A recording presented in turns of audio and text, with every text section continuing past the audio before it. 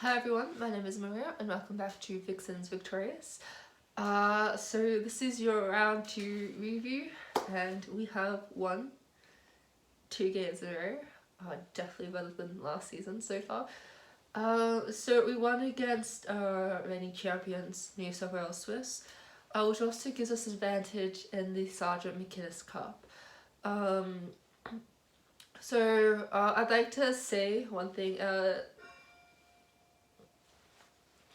Swiss were missing Sam Wallace in the goal circle, and it kind of showed. It's like how last year how we were missing a few people in the goal circle, and we missed Liz Watts in the middle, and as a result we didn't play like we usually do throughout like especially previous seasons, and as a result New South Wales are kind of doing the same thing because they've lost a bit of experience, very good experience.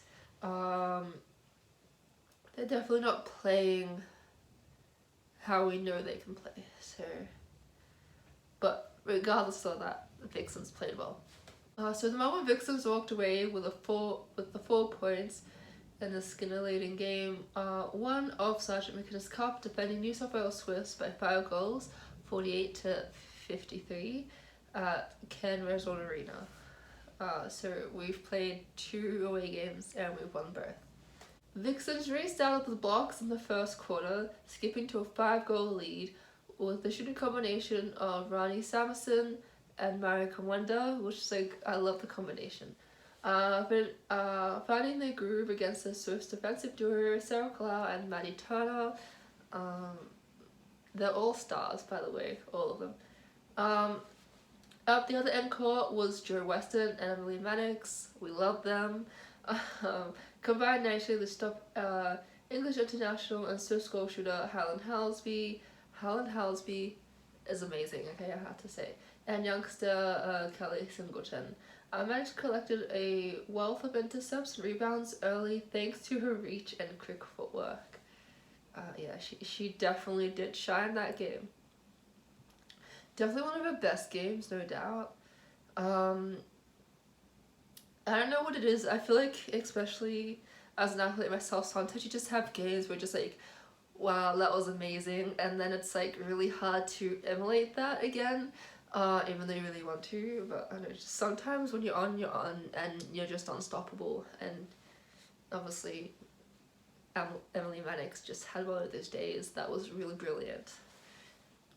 The mid-court battle was hard to look away from, with Maddie Proud and Kate Maloney going toe-to-toe for the majority of the match. Liz Watson was up to her usual tricks in ring attack and posing herself against former teammate Ali Smith. One thing I'll have to say is, especially in the first quarter, it was like, oh, buddy hit the floor like in the first 5 seconds. It was definitely a physical match from the get-go, and that's what you like to see. You like to see a game get physical. You just want to see players trying hard and trying their best, and both teams certainly did that. Kamwenda continued to motor under the post with her strong takes and fancy footwork, allowing her to dominate the scoreboard like she always does. The Vixens maintained a 13-goal margin for most of the second quarter and kept the pressure on throughout the third, with the introduction of Kira Austin working wonders. See, this is what I like about the Vixens team, especially in the goal circle. You can rotate Kamwenda, Austin, and Samuelson, and people can have rest, and you don't have to. They don't have to play the whole 60 minutes. You rotate players. You can do it in our mid court and in our defense lineup. So that's what I really like about this Vixens team, is that we have variety, and we can mix up the players throughout the match and still have a fairly strong team.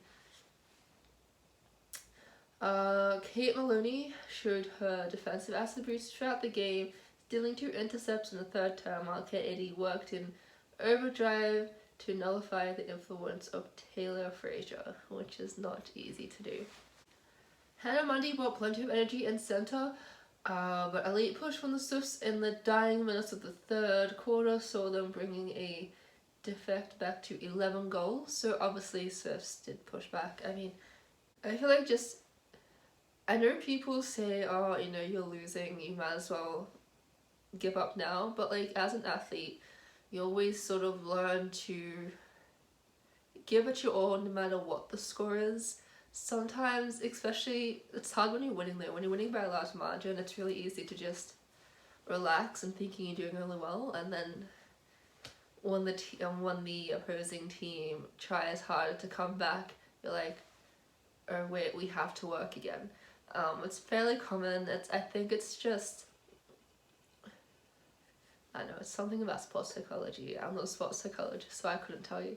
But it's definitely, especially as a squash player, it happens all the time when I'm winning fairly easy, and then just like I kind of just relax a bit, and then they come back because obviously they want to do better and they want to win, and then it's just like, okay, well, I had to get back the fire. But yeah, it's always a funny situation when that happens, and always fairly frustrating for the person that's winning.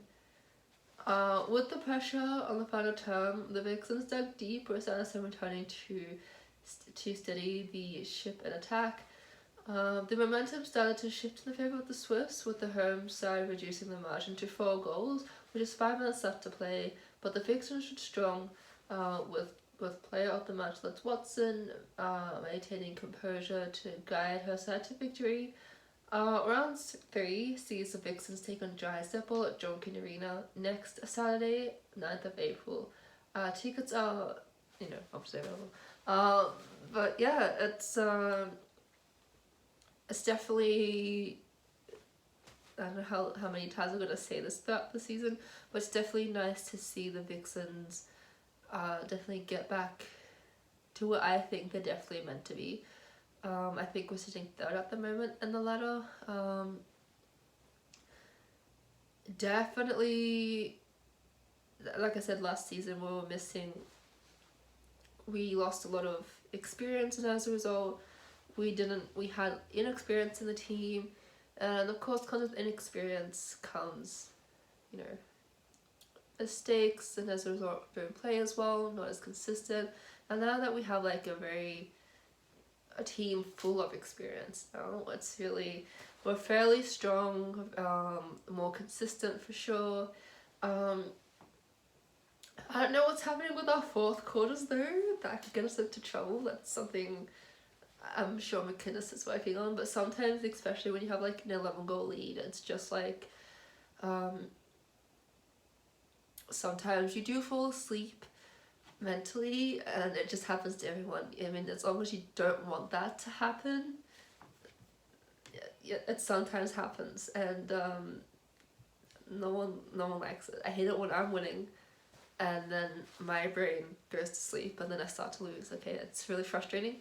No one likes it when that happens. As much as we try to not make it happen, it happens.